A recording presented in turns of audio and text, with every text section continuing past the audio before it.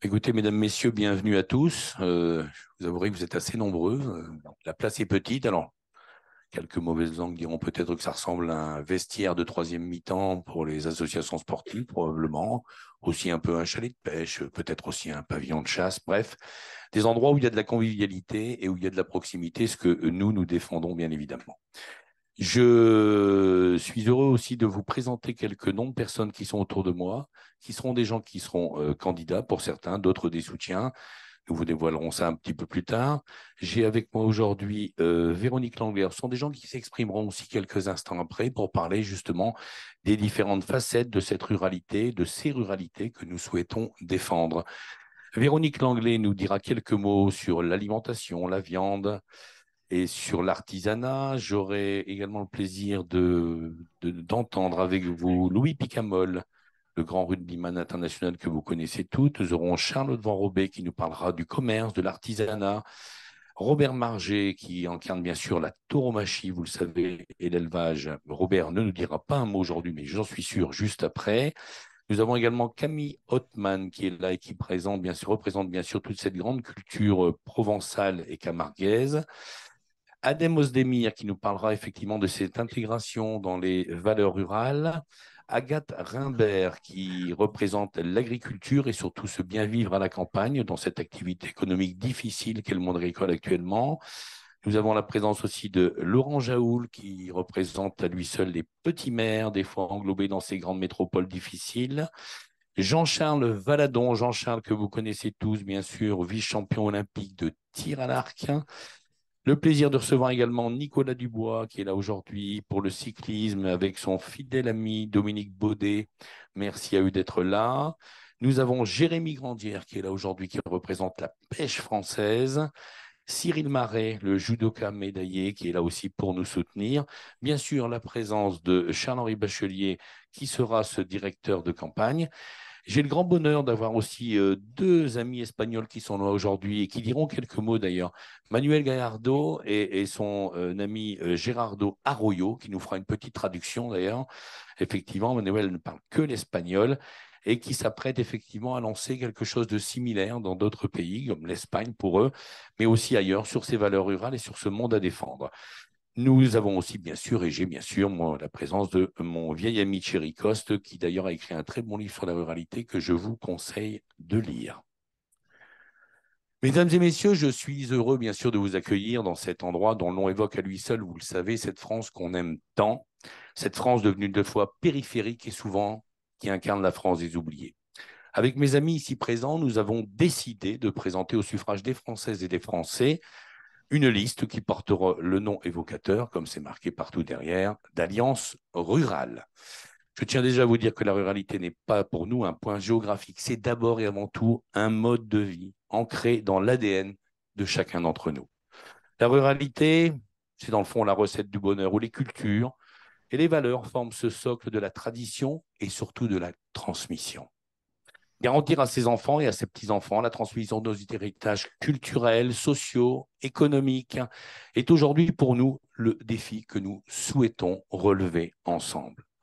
La ruralité, nous le pensons très fort, n'est pas un facteur de fracture entre le monde des villes et celui des campagnes. La ruralité, c'est au contraire la garantie d'une France heureuse, d'une France de la tolérance, d'une France de la convivialité, d'une France de l'intégration aussi, d'une France du partage et bien sûr d'une France de la passion. Oui, oui, et on le vérifie tous les jours dans ce monde rural qui est le nôtre, la passion amène souvent à la nation, car nous aimons dans le fond viscéralement ce pays qui nous a donné beaucoup de choses. Ensemble, nous construirons et nous construisons pas à pas et avec bon sens l'alliance rurale. Notre combat, notre combat n'est pas celui d'irréductibles Gaulois réfractaires au changement contre les hyperconnectés des villes qui passent à côté de vous, le nez dans leur portable, sans vous voir. Notre combat consiste à préserver des modes de vie fondés sur des valeurs étonnamment modernes, dans le fond. Je suis également heureux aujourd'hui de vous rencontrer pour, comme on dit un petit peu dans les campagnes, remettre l'église au milieu du village. Cette liste, pardon, a fait couler beaucoup d'encre et j'ai lu beaucoup d'approximations sur cette dernière. Alors, je vous le dis tout de suite, non, Et clairement non, l'Alliance rurale n'est pas une liste de chasseurs, comme vous pouvez d'ailleurs parfaitement le voir aujourd'hui. L'Alliance rurale n'est pas non plus un stratagème politique imaginé au château pour servir la cause de son occupant. Non, non, pas du tout. L'Alliance rurale est notre idée. Elle a été développée avec une poignée d'amis et construite contre vents et marées depuis de longs mois. J'attendais avec impatience de venir vous dire aujourd'hui que nous sommes d'abord tous des gens apolitiques. Et c'est très important. Nous représentons simplement la vie quotidienne des Françaises et des Français, fiers de ce que nous sommes, avec pour seul bagage politique, dans le fond, notre histoire personnelle, garantissant dans le fond, là aussi, notre liberté de penser et d'agir en nos âmes et consciences. Nous ne sommes pas les soldats occultes d'un parti politique et nous ne suivrons que notre bon sens paysan dans la défense des intérêts des gens que nous représenterons à cette élection. Pour nous défendre, nous ne transigerons pas. Nous ne sommes pas à vendre. Notre ambition, dans le fond, est très simple. Une ruralité vivante, une ruralité active, libre, respectée. Je n'accepte pas cette forme de marginalisation, assortie d'humiliation toujours plus forte aujourd'hui vécue par les ruraux dans leur vie quotidienne. Nous aurions, et c'est vrai, pu d'ailleurs nous contenter de rester tous chez nous, dans notre zone de confort, à attendre, dans le fond, que meurent à petit feu nos espoirs et nos derniers rêves, en confiant à d'autres notre destin, comme nous le faisons tous depuis de trop nombreuses années. Nous avons perdu, c'est vrai, notre confiance à mettre nos vies dans les mains de personnes qui, pour la plupart, sont devenues hors sol et dont les convictions sont dorénavant liées à l'influence malsaine des minorités idéologiques. Je n'accepte pas que les ruraux se sentent comme des citoyens aujourd'hui de seconde zone. Le mode de vie rural est une valeur d'avenir, n'en déplaise aux élites déconnectées de la vraie vie.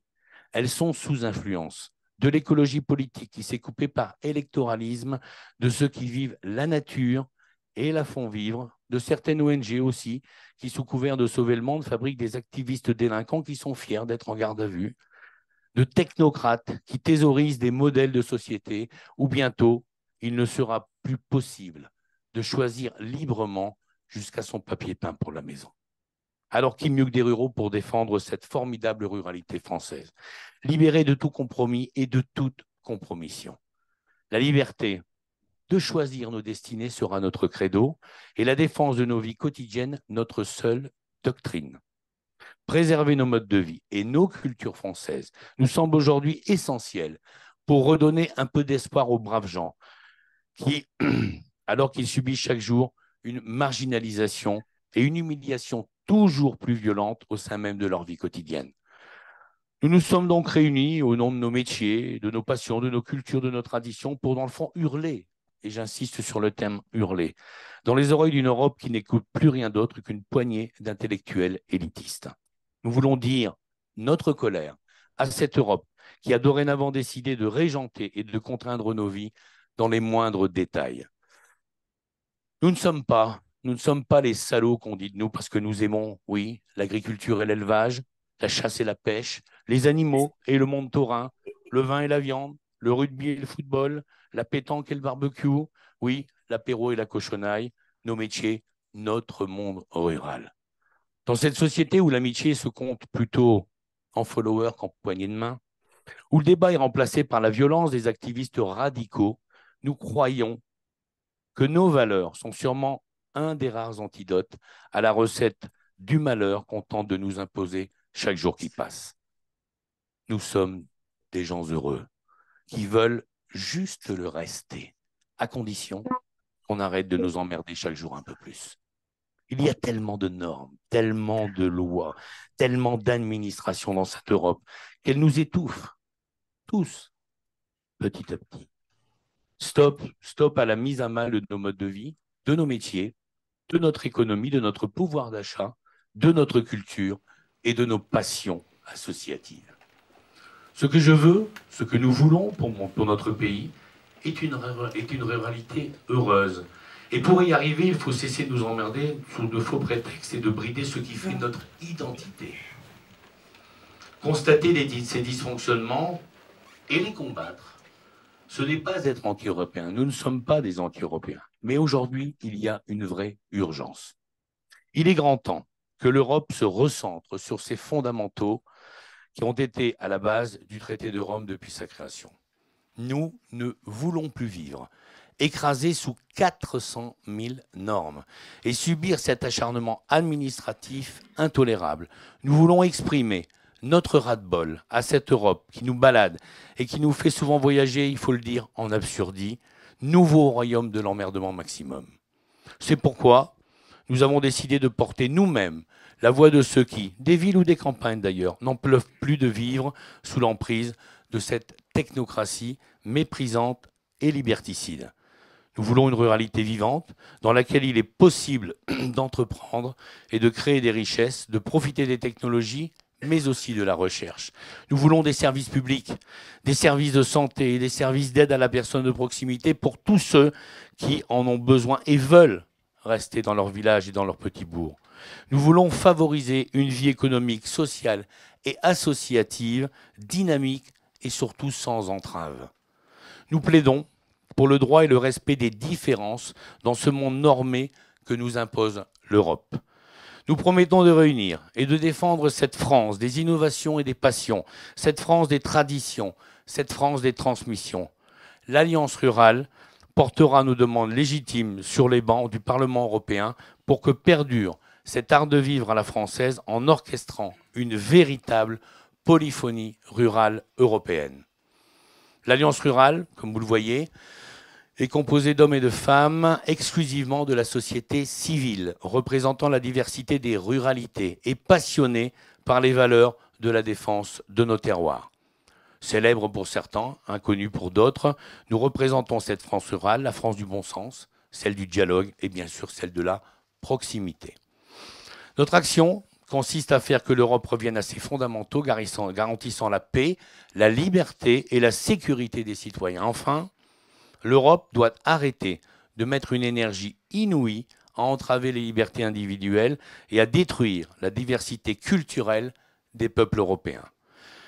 Pour finir, l'Alliance rurale n'a pas pour vocation à devenir un parti politique, mais de faire en sorte qu'au soir des élections européennes, les responsables politiques français et européens prennent enfin en compte cette France qui se tait, cette France des cultures, cette France des plaisirs simples et des sourires, la France des jours heureux qui inspire simplement qu'on lui foute un petit peu la paix. Je vous propose maintenant d'écouter quelques intervenants et je répondrai bien évidemment avec mes amis à toutes les questions que vous aurez ensuite. Allez Camille.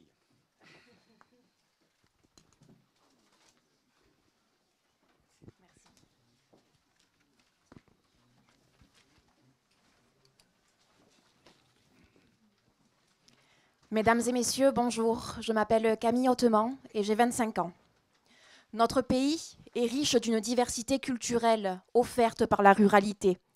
Si aujourd'hui, nous faisons le choix de représenter et soutenir l'Alliance rurale pour les prochaines élections européennes, c'est que loin de tout parti politique, nous souhaitons défendre des valeurs et une réalité du terrain.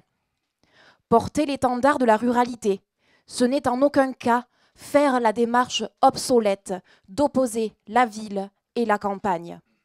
Loin d'une scission entre deux mondes, la ruralité en permet bien au contraire la réunion.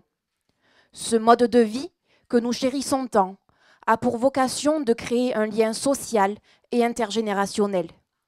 Ainsi, amoureux d'agriculture, d'élevage, d'environnement, de patrimoine et de paysage, nous avons fait le choix d'unir nos forces pour faire face à des détracteurs qui souhaiteraient voir disparaître les particularités de la ruralité. Dans un esprit d'unité, nous sommes ici tels des garde-fous. Oui, des garde-fous contre ces personnes hors sol qui voudraient unifier la France et l'Europe dans le but de les appauvrir de leur richesse rurale. Nos cultures et nos pratiques, bien que qualifiées de passéistes par certains, s'inscrivent pourtant parfaitement dans l'ère du XXIe siècle. Depuis des décennies, les diverses branches de la ruralité façonnent notre territoire, constituent des corps de métier, alimentent une économie, fascinent et attirent le monde entier. Enfant du sud de la France, je me suis épanouie dans une sphère rurale où les tauromachis, costumes traditionnels et langues régionales constituaient et constituent toujours aujourd'hui mon quotidien. Pour avoir été au plus proche des éleveurs de chevaux et de taureaux, je peux vous assurer qu'ils portent un amour inconditionnel à leurs animaux. Choisir son métier, c'est choisir un domaine que nous affectons. Choisir de travailler au contact des animaux est bien la preuve d'un affect sincère. Alors, ces hommes et ces femmes qui ont fait ce choix ne veulent en aucun cas voir leurs animaux disparaître. Or, tous ceux qui s'opposent aux différentes tauromachie et se disent animalistes conduisent dangereusement une espèce animale vers son déclin et sa disparition. N'est-ce pas là un paradoxe pour ceux qui se disent défendre les animaux? Je vous laisse en juger. Mais parler de la fin des tauromachie est bien pire que la simple disparition d'un animal. Le taureau vit dans un espace naturel, soigné et protégé par la main de l'homme. Depuis le berceau de l'humanité, les pratiques liées à la ruralité animent la chaîne alimentaire, la chaîne cultuelle et la chaîne culturelle. Ensemble, la nature, les hommes et les animaux forment une grande chaîne. Peu importe le maillon qui se brise, la chaîne est rompue et c'est l'équilibre complet d'un écosystème complexe qui en est détruit. Imaginez la Camargue sans ses élevages et sans ses terres agricoles, c'est laisser des centaines d'hectares à la solde d'investisseurs immobiliers. Est-ce cela que nous souhaitons pour nos campagnes françaises? Non. Nous ne nous opposons à cette uniformité qui essaie de nous être imposée. La corrida, la course landaise, la course camarguaise, la chasse, la pêche et toutes les pratiques de la ruralité ne sont pas issues d'un mauvais folklore. Non, au contraire, elles descendent des métiers qui ont permis à nos aînés de vivre et de tirer bénéfice de leurs terres. Interdire aujourd'hui ces modes de vie, c'est occulter un pan de l'histoire française, c'est occulter un pan de l'économie française, c'est occulter la tolérance et la liberté française. Si tous les pays du monde envient la France, c'est parce qu'elle est riche des couleurs de sa diversité culturelle, de ses costumes, de ses langues régionales, de ses plats traditionnels. Ces particularités sont notre identité et nous nous opposons par cette liste à une pâle uniformité. Parfois, l'inconnu et la méconnaissance peuvent nous amener à avoir des avis préconçus. Alors, à l'image de l'allégorie de la caverne de Platon, je vous invite à venir découvrir les pratiques du monde rural pour accéder à sa réelle connaissance. Rejoindre l'Alliance rurale, voter pour l'Alliance rurale, c'est avoir cette réalité en tête. Alors, pour préserver des espèces animales, protéger des écosystèmes, conserver la diversité culturelle française, ayons l'unité chevillée au corps et ne nous laissons pas marcher dessus par les anti-tout. Merci.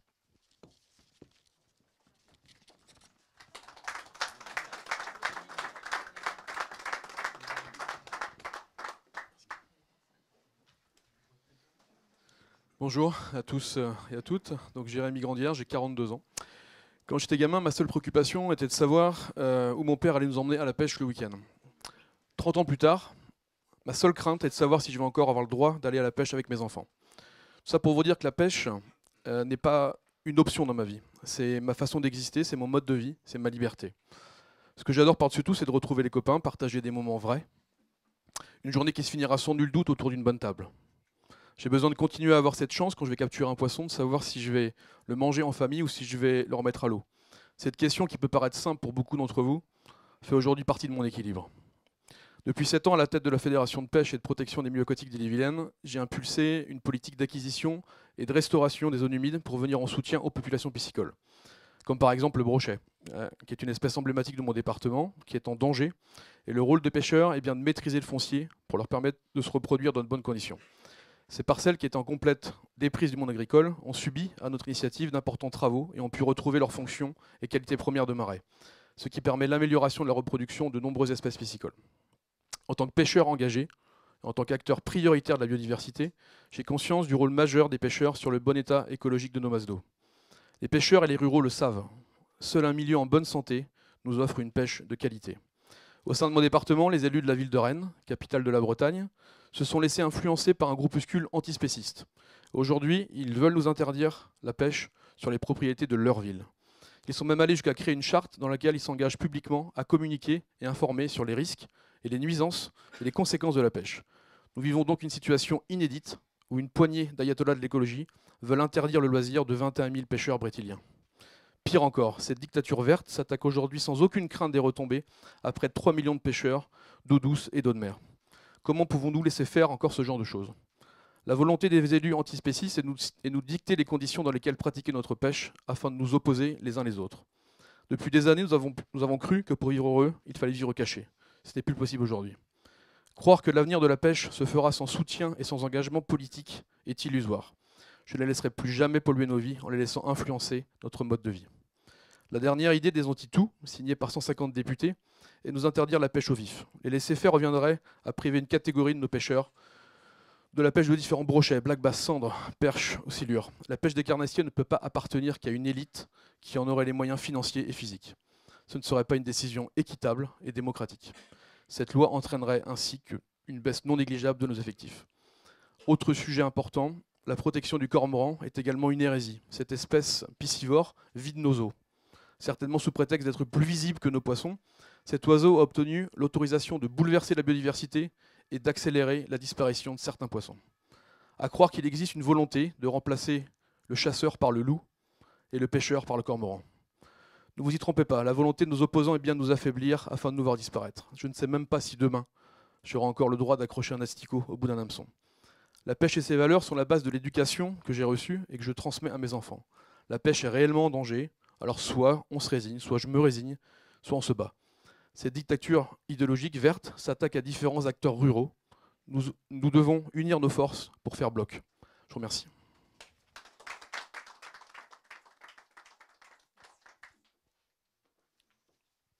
Bonjour à tous, je suis Sophie-Charlotte Van Robé. Je suis chef d'entreprise en Aquitaine et je dirige Alexandre Mareuil. C'est une entreprise labellisée Entreprise du patrimoine vivant, label qui reconnaît les savoir-faire d'exception de la France. Dans notre cas, il s'agit du domaine de la maroquinerie. J'ai rejoint l'Alliance rurale car je souhaite défendre nos ruralités et plus particulièrement l'économie rurale. En effet, dans nos ruralités, il y a des agriculteurs, mais il y a aussi des entreprises, des industries et des talents. Ces entreprises, aujourd'hui, ont du mal à recruter et à maintenir le savoir-faire, les savoir-faire ancestraux et ou leur productivité, faute de recrutement, d'infrastructures et d'investissements. Pour que ces entreprises vivent et prospèrent dans nos ruralités, il leur faut, premièrement, l'accès à la technologie.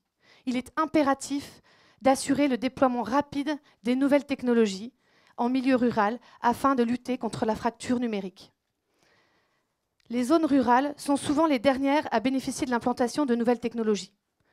Par conséquent, les citoyens et les entreprises de ces zones sont souvent confrontés à des difficultés pour accéder aux services numériques et prendre part à une société de plus en plus numérisée.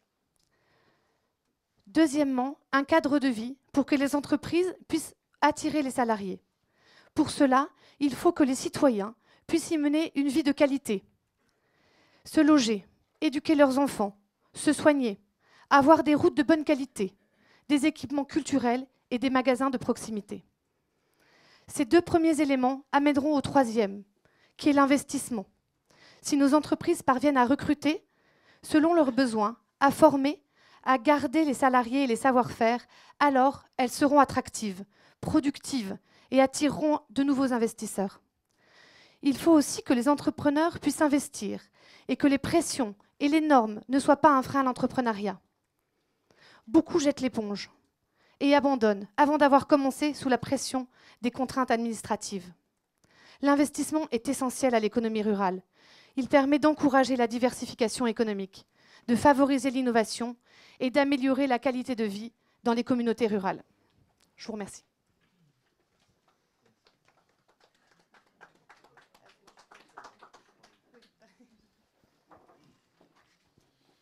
Bonjour à tous. Je me tiens devant vous aujourd'hui en tant que passionné de rugby, mais aussi en tant que défenseur des valeurs profondes de la ruralité. Ce sport noble où nous trouvons la solidarité, le respect et l'esprit d'équipe, des principes qui reflètent les fondements de nos villages, de nos campagnes, mais aussi de nos villes. Le rugby nous enseigne la force de l'unité, où chaque individu, quel qu'il soit, contribue à la réussite de l'équipe. De la même manière, nos communautés rurales prospèrent grâce à la collaboration, à la compréhension mutuelle et au soutien réciproque.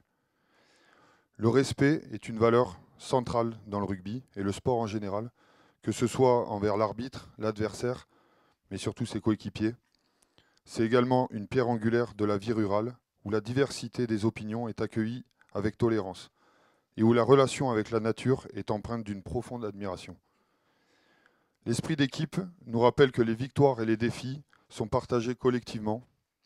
De la même manière, dans nos régions rurales, nous devons unir nos forces pour relever les défis qui se présentent devant nous. Que ce soit la préservation de notre environnement, le soutien aux agriculteurs ou le développement économique local. En portant ces valeurs dans notre engagement politique, nous défendons une vision de l'Europe où la solidarité, le respect et l'unité sont au cœur de nos actions. Ensemble, nous pouvons travailler main dans la main pour construire un avenir où la ruralité prospère.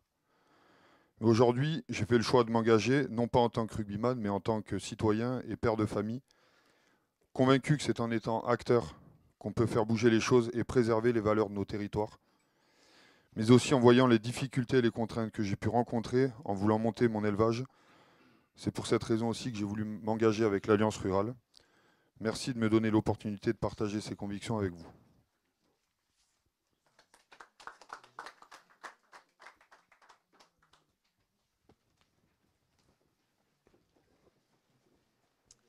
Bonjour à tous, je m'appelle Agathe Rimbert, j'ai 25 ans. Je suis agricultrice dans la Vienne et salariée agricole sur l'exploitation de mon conjoint. Nous élevons des bovins et cultivons des céréales. Issue de la campagne, j'ai grandi dans les valeurs représentées et défendues par l'Alliance Rurale. Si j'ai décidé de m'engager avec l'Alliance Rurale, c'est pour faire entendre et soutenir le milieu agricole qui subit des attaques sans précédent depuis plusieurs années. Nous ne sommes plus libres d'exercer le métier comme bon nous semble, mais certains sont persuadés de savoir à notre place et veulent nous apprendre notre métier qui a pour premier objectif de nourrir la population. Les normes, les pressions médiatiques, l'agribashing alimentent le prétendu savoir de ceux qui n'ont jamais mis les pieds dans les champs, et ce, jusqu'à diviser les personnes du milieu rural entre elles. Il ne faut pas écouter les fausses informations, mais plutôt se renseigner et comprendre pourquoi le métier a choisi ses façons de travailler. C'est ce métier qui fluctue en fonction des prix mondiaux, de la météo, sans aucune stabilité d'une année sur l'autre, n'a pas besoin de plus de pression. L'agriculture a évolué. Il faut arrêter de nous stigmatiser. Je suis fière. Nous sommes fiers de notre métier, de notre travail. Nous avons une agriculture vertueuse, probablement la plus propre du monde. Nous produisons des produits de qualité qui participent au rayonnement de la France. Sans agriculteurs, pas de produits, et donc pas d'art de vivre à la française qui nous est si cher. Si l'image est un frein, la transmission des exploitations est devenue un réel problème. Il faudra dans des temps prochains mettre en place un fonds de dotation pour favoriser l'installation des nouveaux agriculteurs. Ainsi, nous éviterons entre autres que des terres soient vendues à des puissances étrangères. Mais je vous rassure, ce métier est magnifique et j'invite tous ceux qui se reconnaissent dans les valeurs rurales à nous rejoindre. Merci.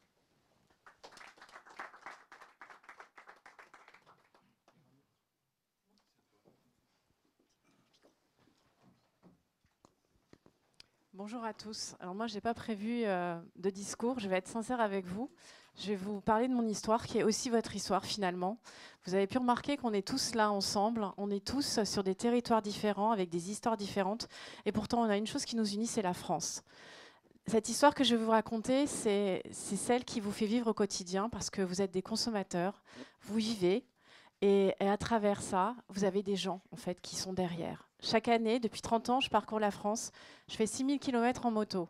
Et chaque année, je découvre des nouveaux visages et des gens qui ont des étoiles dans les yeux. Ils ont des étoiles dans les yeux parce qu'ils pratiquent un métier qu'ils ont cœur de pratiquer.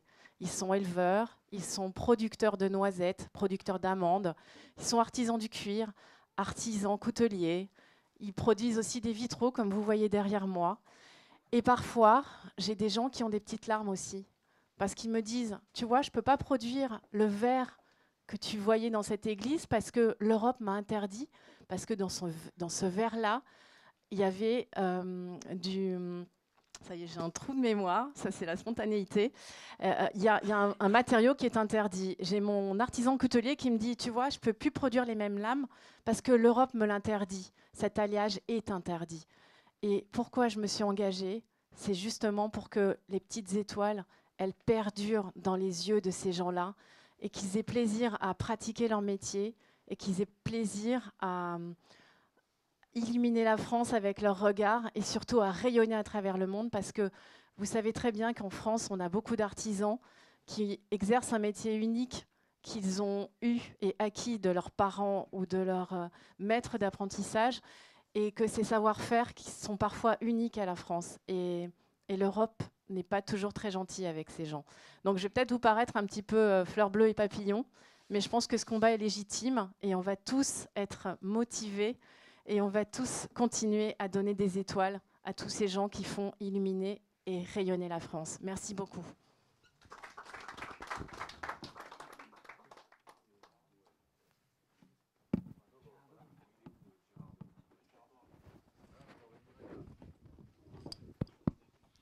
Bonjour à tous. Je parle très mal français. Mon collègue Gerardo me fará la traducción. Yo soy Manuel Gallardo, presidente de la Real Federación Española de Caza, y quería agradecer esta invitación de la Alianza Rural en este acto de presentación, y en especial a mon ami Willy, por su amable invitación, y sin duda es un acto muy, muy importante. Bonjour, je suis Manuel Gallardo, président de la Fédération espagnole de chasse. Je tiens à remercier l'invitation de l'Alliance rurale aux élections européennes, en particulier à Willy Jean pour l'amable invitation à participer à cet important événement de présentation de la liste. Igualmente, transmitirles un muy cordial saludo de las millones de personas del mundo rural español que nos sentimos muy identificados con el proyecto electoral que hoy se presenta. Je vous transmettre les salutations chaleureuses de centaines de milliers de personnes de la chasse et du monde rural espagnol qui se sont très identifiés avec les projets électoraux qui se présentent aujourd'hui. Las políticas europeas nos han venido demostrando que la desconexión que existe entre el mundo rural y las élites también han llegado a las instituciones europeas. Les politiques européennes nous ont montré que la déconnexion entre le monde rural et les élites urbaines a également atteint les institutions européennes. En demasiadas ocasiones se legisla a espaldas de los ciudadanos, se legisla en despachos muy alejados de los territorios y que no atienden a la realidad social, económica, cultural y medioambiental del mundo rural. Trop souvent, la législation est élaborée en ignorant les citoyens depuis des bureaux très éloignés des territoires, sans prendre en compte la réalité traditionnelle, économique, sociale et culturelle et environnementale du monde rural. Se hace pues imprescindible que se escuche la voz de millones de personas que demandan poder vivir con sus costumbres y no estar sometidos a políticas que les expulsan de su hábitat natural y le privan de sus pasiones rurales. Por conséquence, il est essentiel d'écouter la voix des milliers de citoyens qui demandent à vivre en accord avec leurs coutumes et de ne pas être soumis à des politiques qui épuiseront leur hábitat natural. Hoy es un día emocionante, hoy es un día que del principio del cambio. Hoy muchas personas huérfanas de políticos que las defiendan van a encontrar en Willy y en su equipo electoral a un grupo que sin duda les devolverá la ilusión y les devolverá la esperanza. Aujourd'hui est un jour et mouvement. Aujourd'hui marque le début d'un changement. Aujourd'hui, De nombreuses personnes orphelines, des politiciens qui les défendent, vont trouver en Willy un leader solide et honnête, accompagné d'une excellente équipe de candidats qui leur rendront espoir et confiance. Hoy la presentación de esta candidatura es un referente para todos nosotros y les aseguro que desde España, desde la Real Federación Española de Caza, seguiremos sus pasos para construir una nueva Europa más social, más sensible, más sostenible y más rural. Hoy el mundo rural mira a París, mira a la Alianza Rural con esperanza. Vive la chasse, vive el mundo rural, vive la France.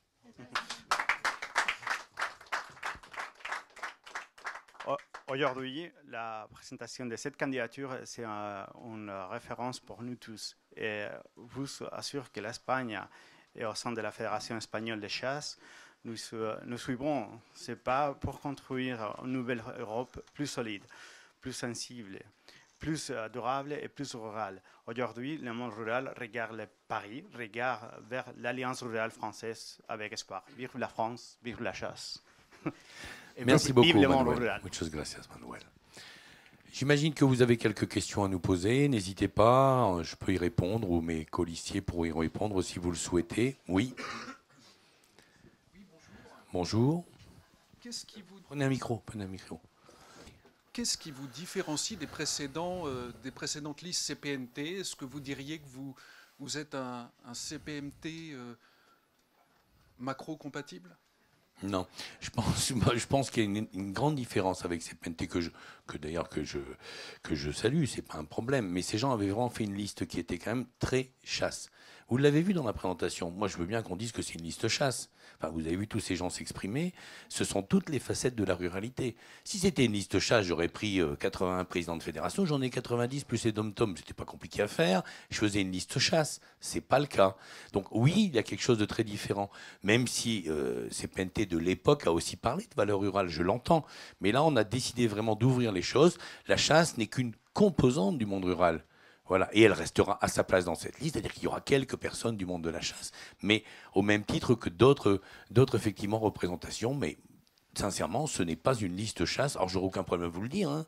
Je ferai une liste chasse, je fais une liste chasse. Ce n'est pas une liste chasse, on fait une liste rurale, donc il y a une vraie différence avec ce qui avait été fait à l'époque avec CPNT. Bonjour, Élodie Forêt à France Inter. Bonjour Élodie. La semaine dernière, il y avait parmi les quelques premiers noms révélés de la liste celui du chef multi-étoilé Pierre Gagnère. Ça a été révélé par mon confrère du Point, vous me l'avez aussi confirmé. Aujourd'hui, il n'est plus sur la liste. Qu'est-ce qui s'est passé? Est-ce que c'est compliqué aujourd'hui pour tes personnalités de venir sur cette liste Alliance Rurale? Et alors, il n'y a aucune difficulté. Il y a juste que, comme vous l'avez vu, les gens qui sont là, ce sont des gens de la vraie vie. Leur métier, c'est pas politique. Donc, ils ont tous un métier et une activité. Et qui en a plus que Pierre Gagnère, avec tous ses restaurants en France et à l'étranger. Donc, Pierre a toujours été un soutien de la cause. Il n'y a aucun problème de ce côté-là. Évidemment, il y a des choses qu'il ne peut pas faire de par le temps. En plus, c'est quelqu'un aussi qui a un petit peu d'âge. Donc voilà, donc il a bien marqué le territoire en faisant voir qu'effectivement, il nous connaissait bien. On est allé le voir, vous avez vu quelques photos sortir dans la presse, il n'y a pas de problème. Mais je pense que, comme beaucoup de gens avec qui on discute d'ailleurs, des soutiens, il y en aura beaucoup, mais des gens qui ne peuvent pas, de par leurs activités, toujours non plus, se lancer dans une liste électorale. Donc voilà effectivement un petit peu ce qui se passe pour Pierre ou pour d'autres d'ailleurs. Il y a beaucoup de gens qui m'appellent, il y a beaucoup de gens qui seront des sympathisants. Il y a beaucoup de gens qui seront des sympathisants. Je vais vous le mettre là. Il y a beaucoup de gens qui seront des sympathisants. Je ne savais pas que j'allais gérer autant de micros comme ça sur une table, mais bon. Il y a beaucoup de gens qui seront des sympathisants, des soutiens de la cause, bien sûr, même qui s'afficheront. Mais tout le monde ne peut pas consacrer du temps non plus à effectivement aller sur une liste, ce qui impose quand même une rigueur. Et quand vous êtes débordé, ben, c'est quand même compliqué. Oui. Prenez un micro. Une question de vos opposants. Le Rassemblement national a dénoncé une initiative destinée, poussée en coulisses par Emmanuel Macron. Selon nos informations, le chef de l'État s'est lui-même agacé d'être des rumeurs qui le disent favorable à votre initiative. Qu'est-ce que vous répondez? Vous avez fait brièvement un petit passage sur ça dans votre propos. Suffisamment clair quand même. Qu'est-ce que vous répondez au Rassemblement national et au chef de l'État qui est agacé des rumeurs qui le disent en coulisses à l'action? Le chef de l'État a raison parce que c'est pas vrai. Évidemment. Vous trouvez vraiment qu'on est ici dans un carcan politique, on n'a pas d'étiquette politique. Nous, on travaille pour personne, on n'est pas des soldats occultes de la politique. Si on avait voulu faire ça, moi, comme bien d'autres ici, ont été contactés par bien des partis politiques. Si on avait voulu aller sur une liste, on y serait allé. Moi, j'ai toujours voulu être apolitique. J'ai des fois donné des intentions de vote. Je vois qu'on y fait beaucoup référence, mais je l'ai fait pour le chef de l'État, je l'ai fait aussi souvent pour Xavier Bertrand. Et il y a beaucoup de députés qui m'ont mis en photo sur leur tract de tous les partis politiques. Ça n'a jamais choqué personne. On a juste oublié. Voilà, là, c'était l'époque Willy Schrand, président de la Fédération nationale, où je faisais un choix personnel pour l'intérêt de la chasse française. Aujourd'hui, c'est moi tout seul. Je n'ai pas de titre devant vous. Je ne suis pas président des chasseurs, je vous l'ai dit juste avant, et je travaille pour personne. Et mes colistiers non plus. Nous n'avons pas pris d'engagement, on n'a pas fait de deal. Alors, moi, je trouve ça extraordinaire. Dans le fond, cette petite liste rurale, hein, mais qui fera un très gros score, je vous le dis déjà, mais cette petite liste rurale, comment elle agace? Comment ça agace le monde politique? Des gens de la vraie vie qui voudraient prendre les choses en main eux-mêmes. Forcément, on est dans le complot. Forcément, derrière tout ça, il y a des intérêts obscurs. Bah, écoutez, je suis désolé. Il n'y a pas de complot. Il n'y a rien d'obscur. Il y a juste des gens qui en ont marre et qui ont envie de se battre pour leurs valeurs. Tout simplement. Oui? Charles, bonjour. Bonjour. Je vais revenir un peu sur ce détail Pierre Gagnère, parce qu'il y a 2 semaines, il était sur votre liste en position inéligible, et là, à vous écouter, il n'a jamais été question qu'il soit sur la liste. Alors, il s'est posé la question. On n'a jamais dit le contraire.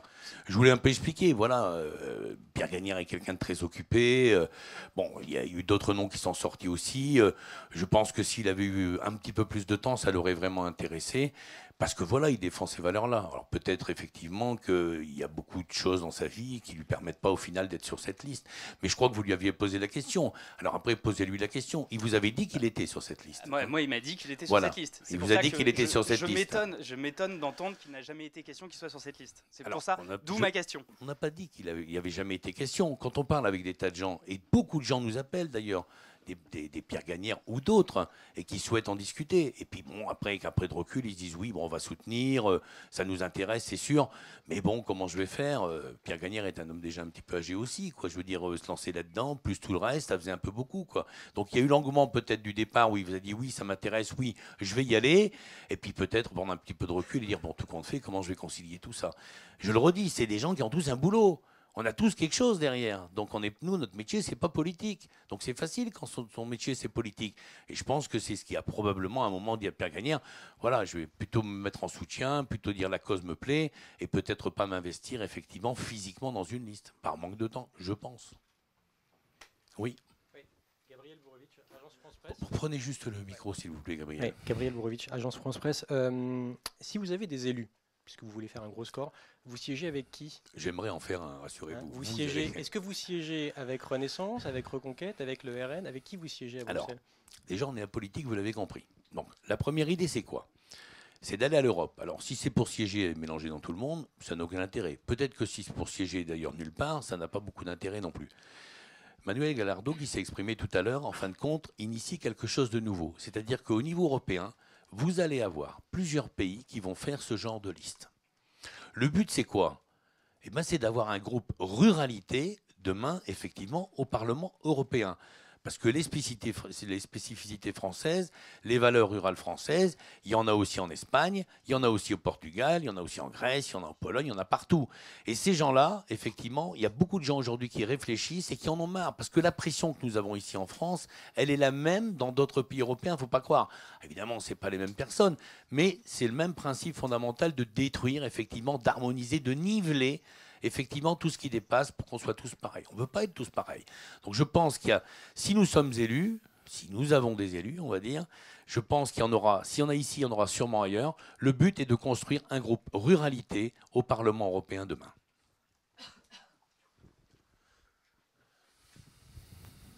Bonjour, Thibaut Perfit, le chasseur français. Le chasseur français est l'ambassadeur de la ruralité depuis 1885. Oui, exactement. Quel est le message que vous adressez à nos 800 000 lecteurs, s'il vous plaît? D'y croire encore. Tout n'est pas perdu.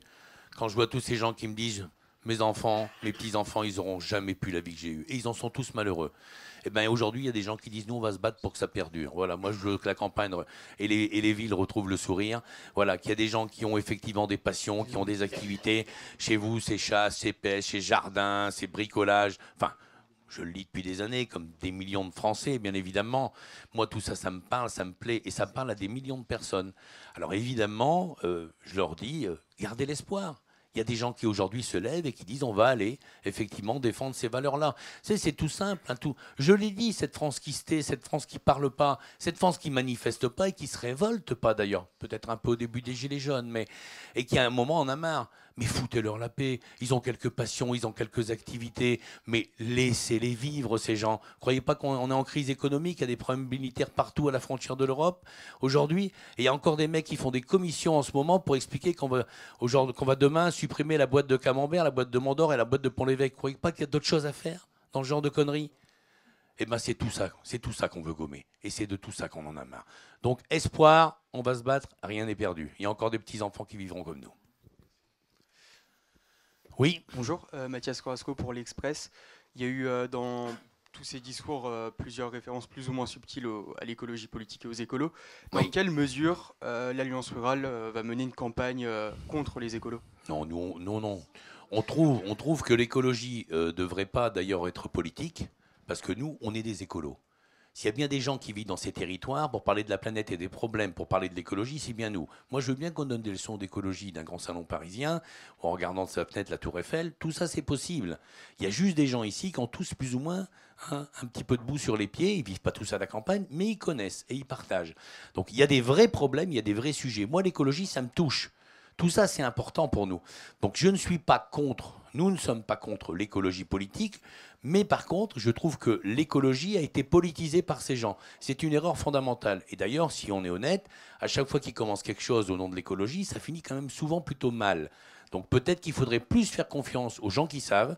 Ah, peut-être qu'ils n'ont pas tous des bouquins plein la bibliothèque, mais ils ont des choses en transmission et ils ont une connaissance extraordinaire de ce monde rural. Donc qu'on les laisse parler, qu'on s'inspire d'eux. Et d'ailleurs, peut-être qu'on travaille ensemble plutôt, hein, ce serait beaucoup plus simple. On a quand même tous envie que les choses s'améliorent. Peut-être qu'au moins on en parle ensemble plutôt que de dire que nous sommes tous des bouseux et des mecs qui n'y connaissent rien ou des femmes qui n'y connaissent rien. Travaillons ensemble, effectivement, et essayons de construire quelque chose pour demain. Je pense que c'est plutôt ça. Et d'ailleurs, pour rebondir là-dessus, si je suis contre le fait que l'écologie ait été politisée, eh ben je suis contre pour que la ruralité le soit aussi. Ce serait dans ce cas-là ouvrir un contentieux durable entre deux mondes qui s'entrechoqueraient. Nous, on veut juste remettre les choses à leur place. Je l'ai dit et je le redis, nous ne ferons pas de parti politique de tout ça. Ce n'est pas notre but. J'aimerais que l'écologie fasse la même chose et à ce moment-là, on devrait pouvoir s'entendre. Bonjour Nathalie Segonne, Le Monde. Bonjour. Vous dites que vous défendrez comme valeur l'intégration, la tolérance. C'est ça qui va vous distinguer de la liste Rassemblement National? Je crois qu'il y a beaucoup de choses qui vont nous distinguer de la liste Rassemblement National. Pour résumer rapidement, je vous dirais, nous avons un côté conservateur. Et on ne le nie pas et on le revendique. Mais nous, on n'est pas dans l'extrémisme de rien. Voilà. Et si j'ai une chose à vous expliquer, nous avons un de nos colistiers ici qui est quelqu'un qui est issu de l'immigration. Alors, on ne l'a pas pris juste parce qu'il est de l'immigration, parce qu'il nous a raconté une histoire assez extraordinaire. Il nous a dit, voilà, quand on est dans une ville, qu'on est fils d'immigrés, c'est très difficile, effectivement, d'évoluer et de découvrir cette France dans laquelle on vient d'arriver, grosso modo, où mes parents sont arrivés. Moi, je pense, et il a raison de le dire, il le dira un peu plus tard, il est un petit peu timoré aujourd'hui, on peut toujours continuer à construire des tas de maisons des associations dans les banlieues, qui plus ou moins brûleront tous les 2 ans ou seront démontées tous les 3 ans. Moi, je pense que pour comprendre la France, il faut comprendre ses valeurs. Et quel magnifique mode d'intégration exceptionnel nous avons à disposition, les valeurs du monde rural. Lui-même le dit. Il a découvert cette France quand il allait où? À la chasse, à la pêche. C'est ça qu'on doit aujourd'hui. C'est comme ça qu'on doit amener des gens qui ne nous connaissent pas, effectivement, à comprendre la France. Alors plutôt de les parquer et d'en dire du mal tous les jours, je pense qu'on peut les intégrer sur ces valeurs rurales et c'est quelque chose pour nous qui est primordial. Donc intégration par les valeurs rurales, c'est sûrement ce qu'il y a de mieux à faire aujourd'hui. Donc on va les amener dans notre monde. Bonjour, je suis Eusebio Val, correspondant dans le journal espagnol La Vanguardia de Barcelone.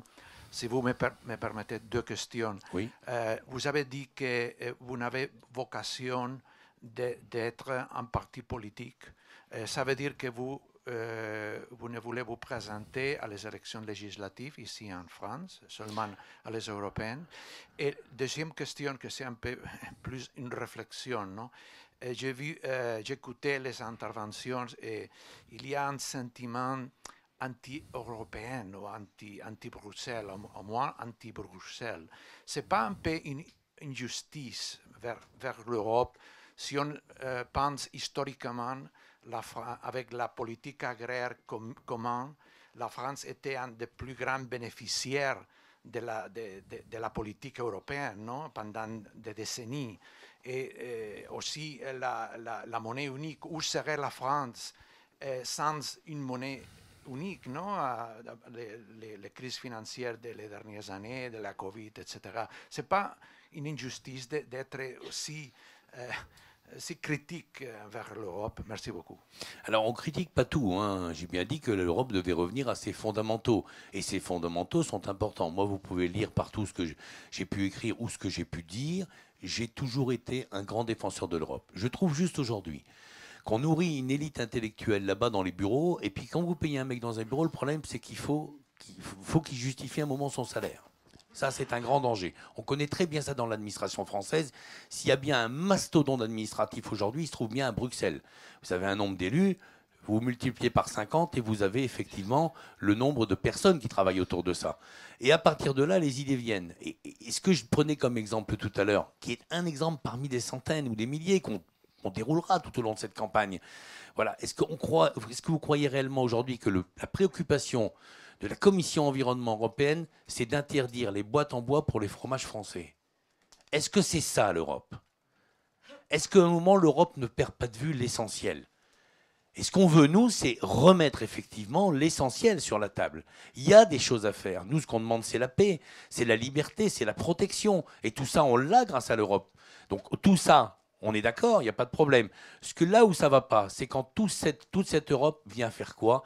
En fin de compte, elle vient contraindre la liberté quotidienne, la vie quotidienne et les libertés individuelles des gens. Et ça, on n'est pas d'accord. Alors si je dois être contre une partie de l'Europe, c'est celle-là. Mais c'est celle de trop. Comme on dit chez nous, on va trier le bon grain de l'ivraie et on va garder ce qu'il faut. Moi, je veux que l'Europe revienne à ses fondamentaux. Hein? Excusez-moi, encore 3 questions et après il y aura pour tous ceux qui veulent faire des images pour les 13h, on va descendre sur le trottoir et après on remontera pour les... C'est pas chaud sur le trottoir quand même. D'accord. Pour quelqu'un qui est bien enrhumé. Oui, alors évidemment, non, nous n'avons pas vocation, je le redis, à partir dans des élections législatives, vous l'avez bien vu. Nous, c'est pas notre métier, faire de la politique.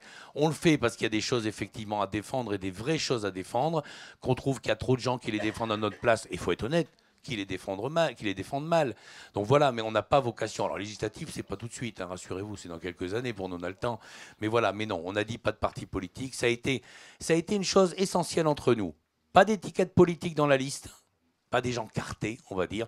Il y a des gens, il y aura beaucoup de maires ruraux, il y aura plein de gens comme ça qui ont peut-être des fois été candidats à une élection, mais c'est pas pour autant qu'ils sont cartés politiquement, effectivement. Et puis derrière, nous ne voulons pas devenir un monde politique, nous ne voulons pas rentrer dans un monde politique, nous ne voulons pas devenir des politiciens professionnels. Voilà, c'est notre vraie vie qui fait la différence et on veut la cultiver sur la durée. Oui, désolé, à l'AFP encore. Pour revenir sur la liste, oui. Vous n'êtes pas un professionnel, mais bon, une liste, il faut quand même dire qui est numéro 1. Donc c'est vous qui est numéro 2. Oui, tout à fait. Est-ce qu'on a là les là, vous avez des gens qui sont sur la liste. Est-ce qu'on a les 10 premiers Vous avez des gens qui sont sur la liste. Il y en a là, il y en a là-bas, il y en a un peu partout. Vous aurez le temps, ne vous inquiétez pas. L'AFP, on vous a toujours soigné, on vous donnera les noms assez vite. Il va falloir apporter des preuves, là. Oui, mais si, on s'aime beaucoup, on se parle souvent. Mais non, mais c'est pas notre rôle aujourd'hui. Puis on va pas donner des noms de personnes aujourd'hui à des places. Vous avez un numéro 2 Vous avez des gens qui sont exprimés, vous avez les numéros ici, ils sont encore derrière, plus quelques-uns qui n'ont pas pu venir. Mais on vous donnera en temps et en heure à la fois un programme, même si l'ébauche en a été faite largement aujourd'hui, vous aurez des choses. Alors vous serez peut-être déçus, hein, ce ne sera pas 400 points comme beaucoup de partis politiques. Nous, on va se concentrer sur ce que... de la liste, hein, pas du programme. Oui, mais moi je parle aussi du programme. Donc on aura quelque chose qui sera centré sur ce que nous sommes, tout en ayant des réponses, bien sûr, pour le reste des sujets européens. Et puis vous aurez dans quelques semaines, dans quelques mois, hein, de façon progressive, les gens de la liste. C'est une liste qui va se déposer au mois de mai, hein, pas tellement avant, hein, pour beaucoup de ces listes, elles ne seront pas déposées avant ça, donc on prend le temps de réfléchir. Vous gardez des places pour des personnalités qui ne seraient pas présentes aujourd'hui, qui n'auraient pas encore confirmé? Oui, j'attends la réponse de quelques très très grandes personnalités, je ne peux pas vous le dire. Mais ça va être terrible quand vous allez le savoir. On voit ça. Oui, bonjour, Nathalie Moret pour les journaux du groupe EBRA. Oui. 2 questions. Comment allez-vous mener campagne concrètement? Est-ce qu'il y aura des meetings? Et avec quel budget? Alors justement, c'est important. Donc nous, on n'aura pas beaucoup d'argent. On va demander aux gens, effectivement, de nous soutenir un petit peu. Voilà, il n'y a pas tellement d'autres solutions. On a dû créer un micro-parti. On ne savait même pas, et je dois vous l'avouer, qu'il fallait une structure comme celle-là pour que les gens puissent effectivement défiscaliser ce don. Eh ben, on va faire une campagne très sage. On va faire une campagne de terrain. On n'aura pas de grands meetings parce qu'on n'a pas les moyens. Il y a des choses qu'on ne pourra pas faire, mais ce n'est pas grave. On se promènera dans le territoire, on aura parlé aux gens. D'ailleurs, on leur parle tout le temps puisqu'on est dans ce monde-là tous les jours. Donc voilà, effectivement, sûrement, on utilisera un petit peu nos réseaux sociaux et nos réseaux tout court, mais n'attendez pas de grands meetings. On n'a pas les moyens, madame, c'est impossible. On ne va jamais faire ça. Non, c'est pas mettre 50 ou 100 000 euros dans une soirée quelque part à Paris ou dans une grande ville de province. Hein, on sera très prudent. C'est aussi quelque chose qu'on a voulu ensemble. On a dit on dépense ce qu'on peut dépenser, voilà, en faisant très très attention à tout ça. Et en faisant attention aussi à ce que nous sommes en dehors de cette campagne. Parce que je sais aussi que j'imagine que tout ça sera épluché au millimètre, donc on fera bien attention de ne pas mélanger les gens. On a des activités professionnelles, on doit faire aussi attention à tout ça, parce qu'on n'est pas, je le redis, nous ne sommes pas des politiques, donc on va être prudent. Donc pas de folie dans la campagne, je suis désolé, je pense qu'il n'y aura pas la place pour des grands meetings, peut-être quelques salles des fêtes de campagne, si des maires qui m'invitent, j'irai peut-être faire un petit tour, mais ce sera assez limité dans ce domaine. C'est vous qui ferez ma campagne. Bon, on peut faire quelques questions, on n'est pas dans plus de 2 minutes, mais bon, il y en aura 2. Willy Schran, bonjour. Bonjour. Éric Lerouge du magazine Chasse International. Oui. L'insécurité dans nos campagnes, y avez-vous pensé? Et comment allez-vous l'aborder à Bruxelles? On va travailler sur ce point. Ça fait partie du programme. On a bien, nous, choisi de ne pas tout révéler aujourd'hui, mais oui, il y a de la sécurité dans les campagnes, peut-être moins qu'en ville, mais elle est là. Il y a des problèmes récurrents, je pense à la drogue aujourd'hui dans les campagnes, qui fait des ravages incroyables. Donc ça, c'est quelques sujets qu'on a déjà beaucoup discutés. Je vous propose de nous laisser un petit peu de temps. Nous, effectivement, on ferait quelques propositions, mais rassurez-vous, ça, c'est des vrais sujets. Des vrais sujets qu'on va traiter. Dernière question là-bas et on descend. Oui. Va prendre d'après vous combien de voix au Rassemblement national? Je vais tout prendre. Je prends tout. Non, mais est-ce que votre liste sert Renaissance dans le fait que le Rassemblement national ne sera pas en première position? Ça vous plaît, hein, ça, il n'y a rien à faire. Hein. Mais j'aurai la question longtemps. Hein. Je serai forcément la liste des chasseurs et forcément une liste déguisée par l'Élysée pour aller chercher les voix du RN. Moi, je constate quand même que le RN s'agace très vite et très fort. Ça, c'est quand même bon signe. On se l'est tous dit, c'est quand même bon signe. On agace à ce point-là et c'est une liste envoyée par Macron. Il y a un problème quand même avec cette liste, je le vois bien, c'est qu'on aime, et les journalistes politiques aiment bien d'ailleurs, ranger tout ça dans une case politique. Et bien là, pour la première fois, il va falloir cocher autre, parce qu'elle n'existe pas vraiment. Oui, il y a des gens qui peuvent, sur leurs valeurs, pour défendre leur vie quotidienne, faire une liste. Je vous le redis une énième fois, mais à la prochaine fois, vous me poserez la question, hein, je ne doute pas une seule seconde. Non, ce n'est pas une liste pour chercher des voix au RN. Voilà, on est contre personne, mais on est pour personne non plus, puisqu'on fait une liste. Mais moi, je n'ai pas un ennemi particulièrement identifié. Et le RN n'est pas un ennemi identifié au même titre que les autres. Voilà. Mais si le RN veut nous donner toutes ses voix, on les prendra. Il n'y a aucun problème. Hein 28, ils ont dit. Hein 28.